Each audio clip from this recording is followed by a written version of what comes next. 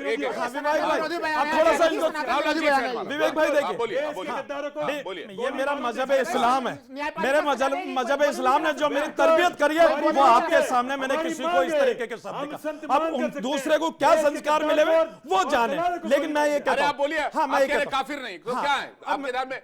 भाई इस्लाम में दूसरे धर्म के लोगों को काफिर माना जाता है, जो मूर्ति पूजा करते हैं उनको शिर्क कहा जाता है, कि हाँ देखिए विवेक भाई, शिर्क करना बहुत बड़ा अपराध है, उसको गुनाह अजीम है, उसको कोई माफ नहीं करता, उसको अल्लाह भी माफ नहीं करता। ये बात सही है कि नहीं? विवेक भाई अब सुन तो लीजिए आपका सवाल। हाँ जब आपके सवाल है तो जवाब भी हाजी नाजिम से ले लीजिए। अरे आचार्य जी ना जाने मुझे ऐसा लग रहा है भाई, मुझे ऐसा लग रहा है कि आपको ना को माफ कर देगा, लेकिन अल्लाह मूर्ति पूजक को माफ नहीं करेगा। जवाब लेते हैं, अगर दम है तो बोलते हैं अल्लाह बलात्कार को माफ कर देगा, लेकिन अल्लाह कभी मूर्ति पूजक को माफ नहीं करेगा। पूरा हिंदुस्तान सुन ले। ठीक है, बैठ जाइए, आपका आपके सवाल का जवाब दे देंगे ना। हाजी है वो, हज करके आए, हाजी है, उनको सब पता। आप रुक जाइए, बताइए। हाँ अल्लाह बलात्कार को माफ करेगा। आप सुन लीजिए भाई, ठीक है, एक सेकंड। हाँ जवाब लेते हैं। अरे सुन लीजिए आचार्य जी, बोलिए। देखिए ये बार बार काफिर शब्द का इस्तेमाल हुआ है ना, तो मैं अपने देखिए आपके सभी व्यूअर्स को बताना चाहता हूँ, भारतीयों को मैं ये कहना चाहता हूँ। अरे सुन लीजिए आचार्य जी, यही तो आप गुमराह करने की बात करते हैं। अगर मुझे 30 सेकंड मिले तो भाई बात रखने दीजिए। भाई इंडिया डेली के व्यूअर्स चाहते हैं कि हाजी नाजिम खान बताए।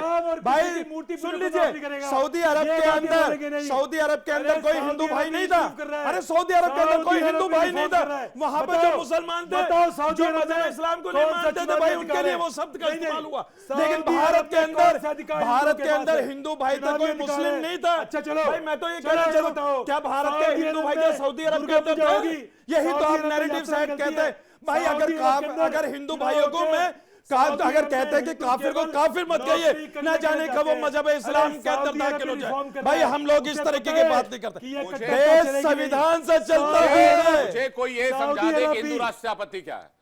राहुल लाल जी समझा दें हिंदू राष्ट्र से आपत्ति क्या है, मैं समझने के लिए तैयार।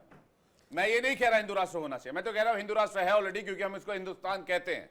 कोई मुझे मना कर दे इसको हिंदुस्तान नहीं कहते, मैं मानने के लिए तैयार हूं। मैं तो ये बनाएंगे विवेक जी, मैं ये कह रहा हूं कि हिंदू राष्ट्र घोषित करने से लाभ क्या होना है। जो देखिए ये एक ऐसा विमर्श चलाया जा रहा है जो काल्पनिक विमर्श है, कहीं होना कुछ नहीं है। जनता के मूलभूत मुद्दों से ध्यान भटकाने के लिए इस प्रकार के मुद्दे चलाए जाते हैं।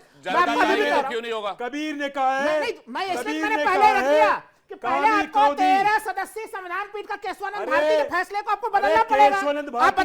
आप छोड़ दीजिए, देख लीजिए सुप्रीम कोर्ट के बारे में किस प्रकार की टिप्पणी कर रहे हैं। ये संत महोदय हमारे संविधान का देशद्रोही आचरण है, संत महोदय देशद्रोही आचरण है। अरे भाई आप खाती में हमारी देखिए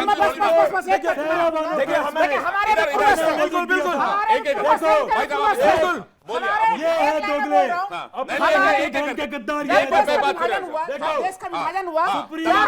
मैं सुन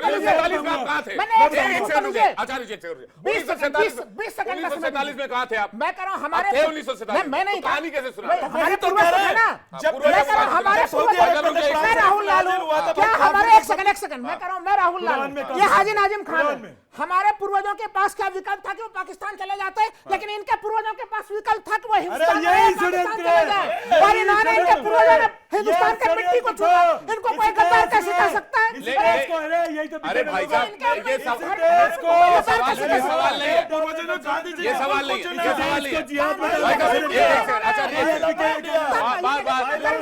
सभी मेहमानों को एक से सवाल ये नहीं, आप इधर आइए, सीट पे आइए, आप सीट पे आइए, आप सीट पर आइए। I love my India. हाँ अभी तो पूरे देश में आई लव मोहम्मद चल रहा था।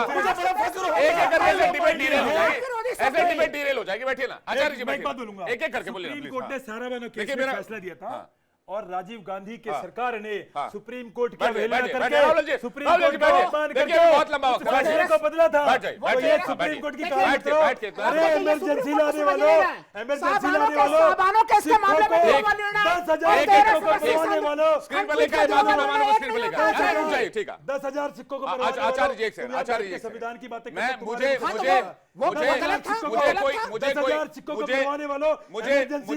मैं बस ये समझना चाह रहा हूं अपने व्यूअर्स के लिए, दर्शकों के लिए।